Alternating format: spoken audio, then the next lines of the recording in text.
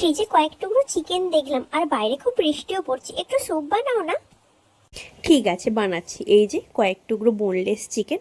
প্রথমে কড়াইতে একটুখানি বাটার আর একটুখানি সাদা তেল দিতে হবে, আর তারপরে তার মধ্যে দিয়ে দিতে হবে গোটা গোলমরিচ আর তেজপাতা। তারপর সেটাকে একটু ভালোভাবে নেড়ে চেড়ে নিতে হবে। ওর মধ্যে দিয়ে দিতে হবে চিকেনের টুকরোগুলো। চিকেনের টুকরোগুলোকে দিয়ে খুব ভালোভাবে ওর মধ্যে ভেজে নিতে হবে, যতক্ষণ না লাল লাল হয়। লাল লাল করে ভেজে নেওয়ার পরে ওর মধ্যে দিয়ে দিতে হবে জল। জলটা ততক্ষণ ফোটাতে হবে যতক্ষণটা ওটা অর্ধেক হয়।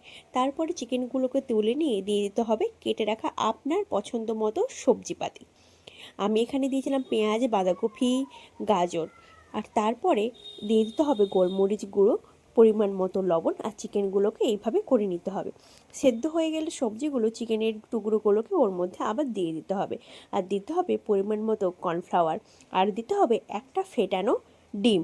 ভালোভাবে দিয়ে নেড়ে চেড়ে লবণ আর গোলমরিচটাকে ভালোভাবে চেখে নিয়ে নামিয়ে নিলেই আর পরিবেশন করলেই রেডি হয়ে যাবে বর্ষার দিনে ঠান্ডা ঠান্ডা চিকেন স্যুপ।